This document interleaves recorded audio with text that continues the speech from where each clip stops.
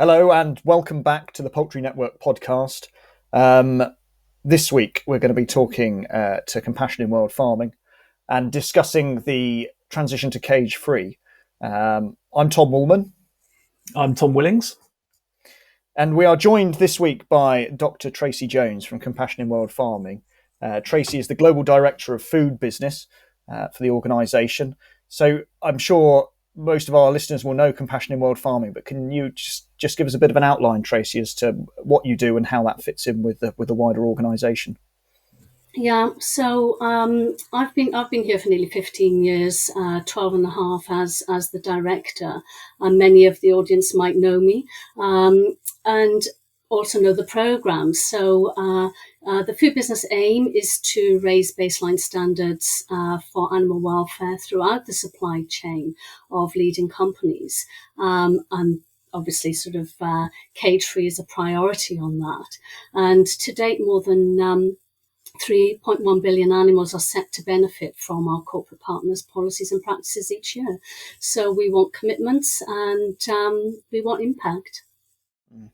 So is the business part of your title is quite important. Then when you reference corporate partners, it's about working with businesses. Yeah, working as a critical friend in partnership with food companies to help them secure commitments, but also to help them make the right implementation and track compliance as well.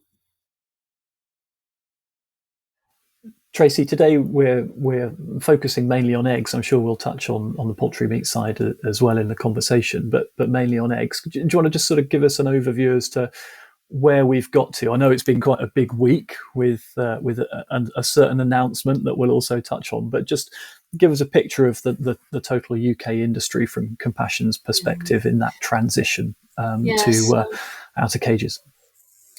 So we really believe we're at a tipping point here. We can see a cage-free future for UK hens at the end of June.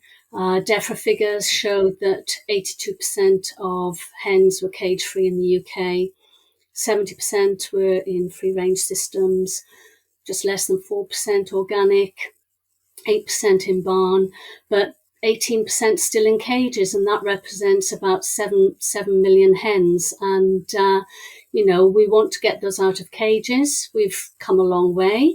If I think back to 2016, when many of the companies, including the likes of, say, Tesco, Asda and Iceland, made their 2025 commitments, we were 50% caged at that point. So, progress has been made, but still more to do. How would you contextualize UK versus the rest of the world? Do you think that, as certainly our industry would say, we're top of the class? Do you think that's right as you look at, countries across the world, or are we playing catch up? Well, if you think of Europe, there's multiple countries there, but 60% cage-free there, 50% in the US, and it'll be much lower in Asia Pacific, etc. But, our program works across not only the UK and Europe, but also in China as well, and Asia Pacific, and we're getting commitments in China as well and progress there, albeit relatively slow. So I think the UK is doing really well, actually. So we're having this conversation in the context of one retailer, Iceland, who has recently said that they were going to abandon their 2025 cage-free commitment. Received quite a reaction, I think it's fair to say, and have reinstated that commitment, but they've reinstated it to 2027 now. So, yes, talk a little bit about what's happened with Iceland and why it's such a concern for Compassion in World Farming.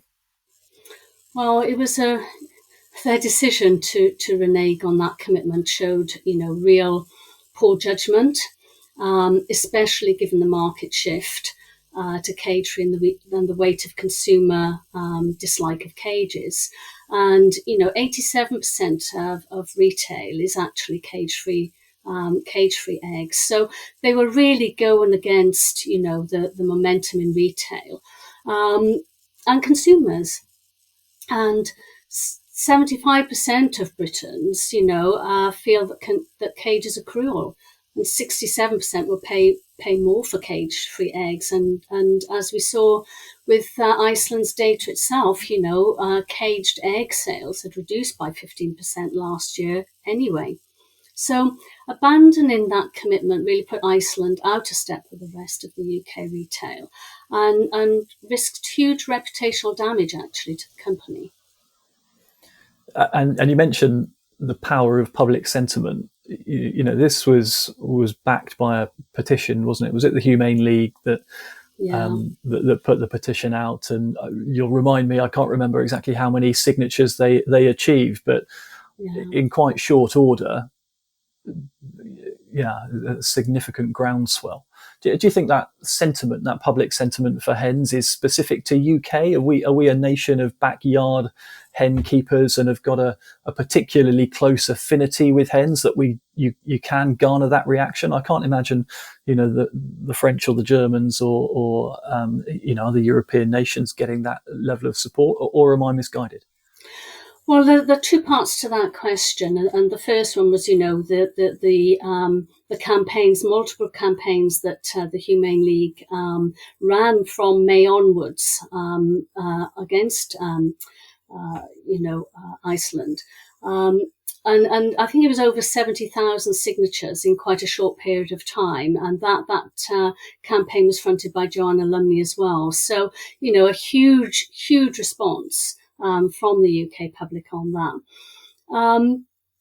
And also we wrote an open letter to their chairman, to Richard Walker, in collaboration with the RSPCA, Humane League, and Open Cages. And what we saw was, Iceland respond to that. And I can talk about that and what they did in a little bit once I've answer to the second part to your question, which is, why delay in hens incites such a emotional response, from the UK public? And I think it's that, Compassion has been campaigning against cages for, almost 60 years.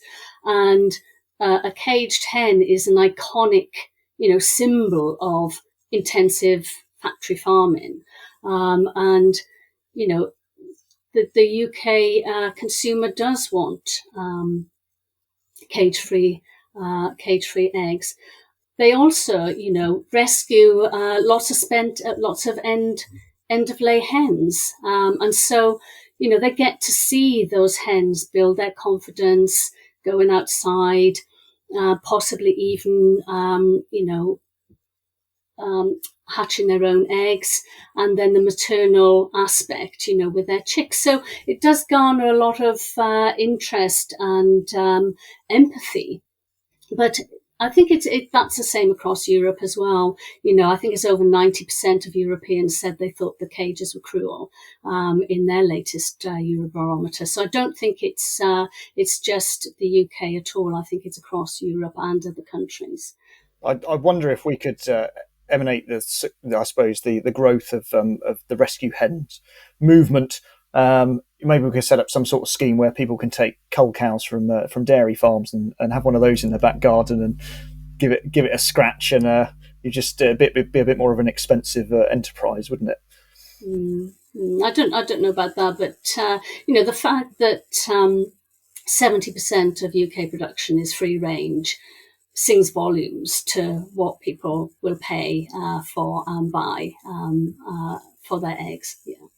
And Tracey, you mentioned the importance of retail in creating change, in building momentum in any movement. And the petition with Iceland takes me back to 2015 and the petition by a schoolgirl who approached Tesco and had an audience with the Tesco management at the time, and that was one of the early dominoes. I realised the cage movement was going on well before that, internationally and your pressure domestically in the UK, but. That meeting itself made headlines. I'm sure national press coverage of Tesco being challenged by by a member of the public, and such a young member of the public as well. We've kind of got to where we've got to on the back of the supermarkets all aligning, and the supermarkets being such a vast share of where the public buy their food in this country, either fresh whole eggs or through manufactured processes into ready meals, etc., etc.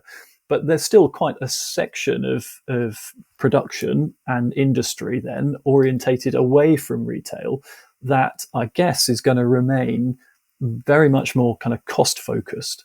And I wonder what your kind of approach is to appealing to those producers and then food businesses, to encourage them to follow the retail path and ultimately move out of cages. Well, they are already. The number of cage-free commitments in food service and manufacturers is large, and it started with the likes of Unilever and their Hellman mayonnaise back in 2008, and we've got great companies like Greggs, McDonald's, Green King, Pizza Express, Subway, many already cage-free, as well as, your B2B caterers as well. So really there are opportunities for all producers across all sectors to be supplying cage-free eggs. And of course, the low cost argument that Iceland put in place, for its predominant reason to renege on its commitment, subsequently they found that they can afford to move to barn. Their trial that they did with the Ballygarvey branded eggs, selling packs of 10 for £2.35, so 23 pence, 23.5 pence per egg, compared to 14.6 cages, was a success. And the consumers voted by buying those eggs. And, Iceland worked out that actually they could go cage-free. And in the words of Stuart Lendrum, barn was the right route to protect affordable choice and welfare. So I don't think we can really use the affordability argument across the board, because companies are finding ways to do this. So the 18% that have yet to convert, that you mentioned at the top, what's the route then to reach those guys? Is it just a matter of waiting and everyone will ultimately follow suit, or does it require legislation? And if so, what's the timescale? What do you foresee? Yeah, I mean, look, the retailers have made great progress. They're well on their way to meeting their 2025 deadlines, as are, the food service industry as well. It will come that legislation is required to, make a level standard, to create a level playing field, and encourage those laggards to move forward to cage-free. Unfortunately, some producers or some companies might just need legislation to do that. I was just going to ask Tracey, in terms of legislation and bringing forward legislation regarding production systems, whether now might be the best time, given that the UK at the moment is importing a fair amount of egg from countries like Ukraine, which are outside of the EU and don't even have enriched cages. If we bring in legislation outlawing cage systems in the UK, isn't that just going to mean that actually people end up with lower standards of welfare for the eggs that people are having on their in their meals, whatever, in food service and not necessarily through retail? Yeah, and I think that's, Compassion's not only asking for, a phasing out of cages for UK production, it's also asking for the same standards to be set for imported eggs or egg products, so that level playing field is maintained. I think, UK consumers would be horrified to know that egg product from barren battery cages is entering the supply. And that's what we need to do, in legislation, is make sure that trade is trade element is there as well, so that we don't undermine or undercut UK producers, because that's absolutely not the intention of what we want in making UK cage free. Tracey, can I ask a direct question there? Is that something that Compassion are currently actively involved with lobbying against? Because it wouldn't just be the consumer that's horrified about being, sold eggs that are illegal to produce in this country, imported from afar. Trade themselves are horrified that is the status quo. So, are Compassion actively talking to government, for example, about changing that loophole? Yeah, absolutely. Our policy team are in discussions with DEFRA when they can, and that is definitely one of the strong asks that we are, requiring. So yeah, absolutely. And wondering as well, is there more that could be done in terms of support mechanisms for supporting farmers to move away from cage production to barn or to free range, whether that's price premiums, etc.? Yeah, so I think it's fair to say that those producers do need long-term contracts, a fair price for a fair product, whatever that means in terms of their price point. And even things like access to loans help with that. Whether their customers can help with that, or, go to, certain banks. I heard that the Oxbury Bank,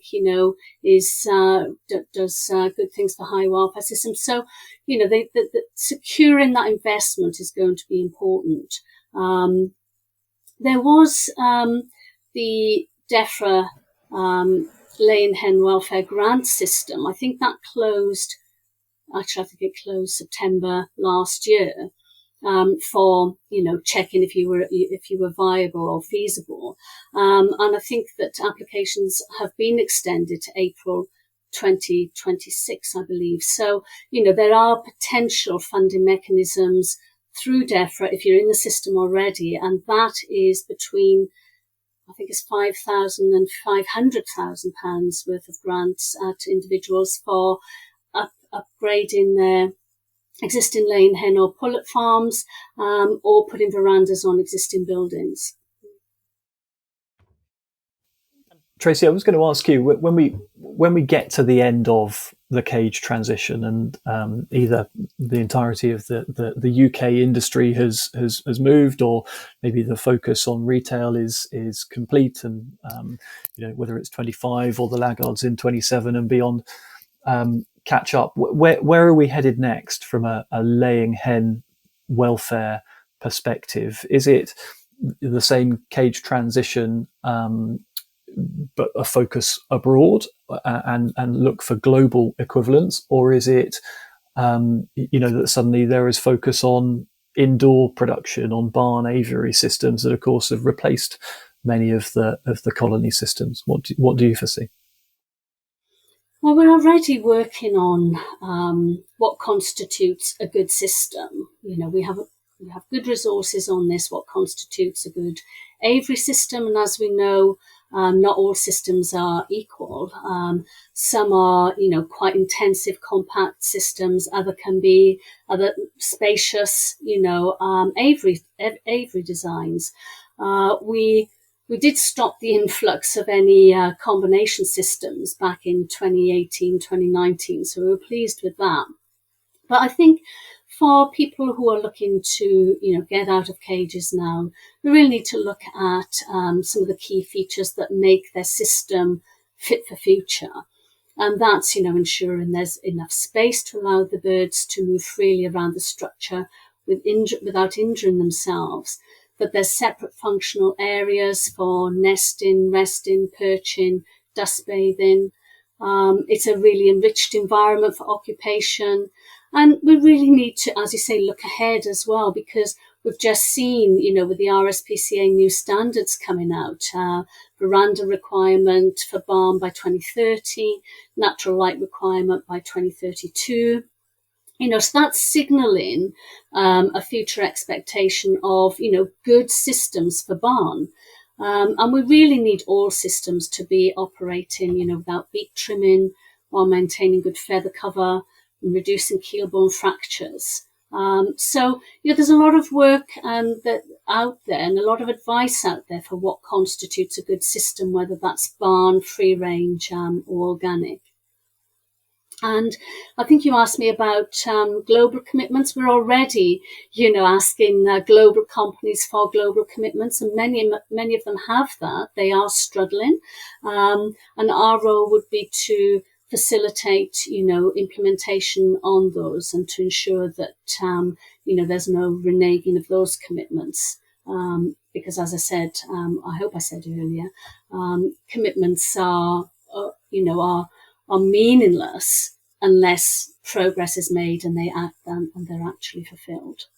Well, could I just come in there and just switching the focus to the poultry meat sector and looking at what's been happening with the Better Chicken Commitment? Because I can see that, although I think progress has been quite steady, certainly going towards the 2025 deadline in terms of eggs.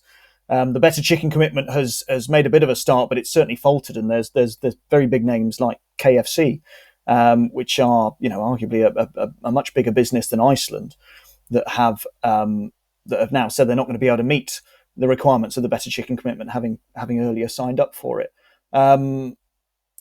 What's different about what's happened with KFC to what's happened with Iceland? Why have we seen one change their mind quite quickly, and why is the other one stuck to their guns? The transition to the Better Chicken Commitment is harder. There's a lot of factors at play here. Price differential is much bigger. The availability of the product has become harder, actually, since the UK retailers have mopped up all the 30 kilogram per metre squared production. But it doesn't mean to say that it's not attainable. Maybe not by the 2026 deadline for some companies. They may need longer.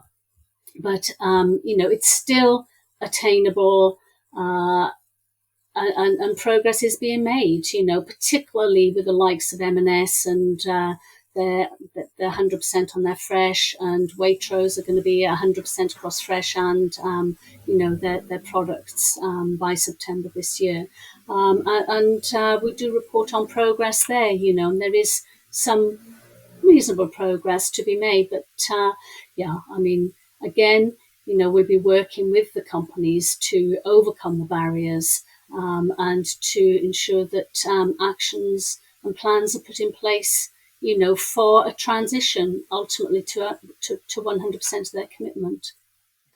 Tracey, there's carrot and there's stick, and back in my day, a little while now since I was in the corporate world, but the Good Egg Award was always a tremendous achievement and something that businesses strive for, and often given on the basis of a promise yet to be completely fulfilled or delivered. I wonder if that's still the case, or does the Iceland experience, just as one example of people saying one thing but then deciding at a later stage to change their mind, does that slightly move the goalposts and make you reflect differently on awarding gongs for best practice, on providing the carrot when perhaps a little bit more sticks required first? We do assess, everybody's willingness to move when we award them, and I think the Good Egg Award has created a huge ripple across food companies from the early 2010s onwards, etc. We do track those companies as well. Maybe not every company that's awarded, but we do track companies, and obviously the commitment for the Good Egg Award was within 5 years as well. So some of these commitments are, 9 years, 2016 to 2025. So they would have fallen out of the awards program. But given that, I'll talk about Iceland again, given that they had 9 years to meet their commitment when they pledged in 2016, they had 9 years to complete that cage transition. They've now got 2 years to transition 60% of their shell eggs. So they're confident they can do it. They've come out with that timeline. So it just shows that early action, is really needed on these commitments, and that waiting just is counterproductive. So you do just have to get on and do the job, really. And, we are there to track and make sure that people do fulfill those commitments. And there's loads of NGOs ready to use the stick if they don't.